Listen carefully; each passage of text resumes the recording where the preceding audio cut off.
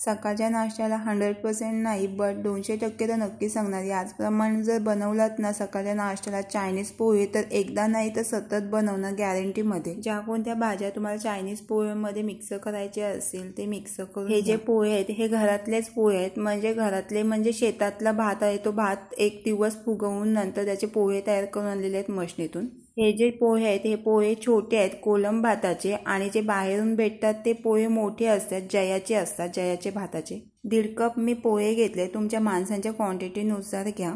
1.5 cup पोहे आणि 1/3 cup पाणी mix करून घ्यायचं, आणि पाणी जास्तही मिक्स करून घ्यायचं नाही, फक्त पोहे भिजतील एवढेच फक्त पाणी मिक्स करून घ्यायचं। पोह्यांमध्ये जरी पाणी मिक्स केलं ना तरी पोहे सुटसुटीत असायला पाहिजे इथपर्यंतच पाणी मिक्स करून घ्यायचं, आणि थोडीच हळद मिक्स करून घ्यायची, आणि हळद मिक्स करून पूर्ण मिक्स करून घ्यायचं। सुटसुटीत पूर्ण वाटायला पाहिजे पोहे इथपर्यंत। हातात जरी पोहे उचलले तरी पण सुटसुटीत हातातून सुटायला पाहिजे पोहे।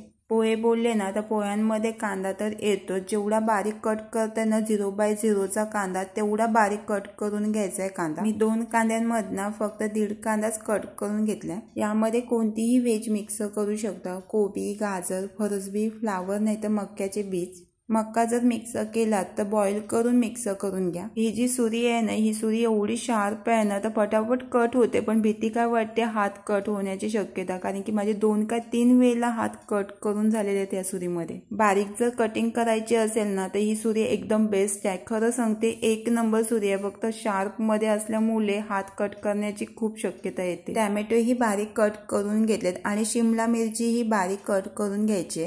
सकाळच्या नाश्त्याला पोहे बोलले ना तर पटकन होतात, त्याचप्रमाणे चायनीज पोहेही पटकन होतात। आणि चॅनलला सबस्क्राईब, लाईक आणि शेअर करायला विसरू नका, आणि कमेंट्स करायलाही विसरू नका। 1 ते 2 चमचे तेल आणि मोहरी मिक्स करून घ्यायचे, राई मिक्स करून घ्यायचे, चांगली तडतडून घ्यायचे तेलामध्ये। बारीक चॉप केलेला कांदा आणि बारीक चॉप केलेली मिरची, तेलावर कांदा सॉटे करून घ्यायचा, कांदा चांगला मारून घ्यायचा आहे तेलामध्ये। चायनीज पोहे बनवते म्हणून 1 चमचा सोया सॉस आणि अर्धा चमचा व्हिनेगर। तुम्हाला जर व्हिनेगर नसेल मिक्स करायचा तर तुम्ही यामध्ये लेमन ज्यूसही मिक्स करू शकता, पण या स्टेजवर नाही मिक्स करून घ्यायचा लेमन ज्यूस, नंतर मिक्स करून घ्यायचा। शिमला मिरची मिक्स करून आणि सॉटे करून घ्यायचे, आणि चवीपुरता मीठ मिक्स करून बारीक चॉप केलेला टॅमॅटो, आणि गॅसची फ्लेम एकदम फास्ट ठेवायची नाही, मीडियम आचेवरच सगळं सॉटे करून घ्यायचंय।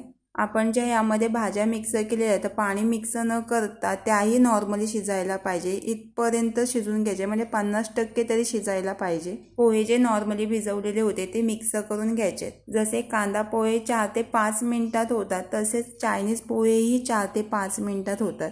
आणि याचप्रमाणे एकदा चायनीज पोहे नक्की करून बघा। तुम्हाला कांदा पोहे आवडतात की चायनीज पोहे आवडतात ते कमेंट्स करून सांगायला विसरू नका। एकदा पोहे मिक्स करून घेतले ना की एकसारखं स्टर करून घ्यायचं, आणि सुटसुटीत पोहे आपले चायनीज पोहे तयार करून घ्यायचे। आणि चवीपुरता मीठ परफेक्टली मिक्स करून घ्या, जर कमी जर वाटत असेल तर वरून परत स्प्रिंकल करून घ्या मीठ, आणि परफेक्टली मीठ मिक्स करून घ्या, जास्तही खारट नाही व्हायला पाहिजे पोहे चायनीज पोहे। गॅसची फ्लेम ऑफ करून झाकण देऊन 2 ते 3 मिनिटे ठेवून घ्यायचं। चायनीज पोह्यांमधली भाजी कशी शिजलेली असायला पाहिजे माहितीये, खात असताना क्रंची वाटायला पाहिजे एवढीच भाजी शिजून घ्यायची असते। 1/4 टीस्पून शुगर मिक्स करून घ्यायचे, आणि शुगर मिक्स करून अजून टेस्ट छान येते। आणि जर तुम्हाला जर शुगर नसेल मिक्स करायची तर नाही मिक्स केली तरी चालते। आणि व्हिनेगर न मिक्स करता जर तुम्हाला जर यामध्ये लेमन जर मिक्स करायचं असेल तर या स्टेजवर तुम्ही मिक्स करून घ्या लेमन ज्यूस। अफलातून लाजवाब चायनीज पोहे 1 नंबर झालेत, एकदा ट्राय नक्की करून बघा। आणि व्हिडिओ आवडला चॅनलला सबस्क्राईब, लाईक आणि शेअर करायला विसरू नका, आणि कमेंट्स करायलाही विसरू नका।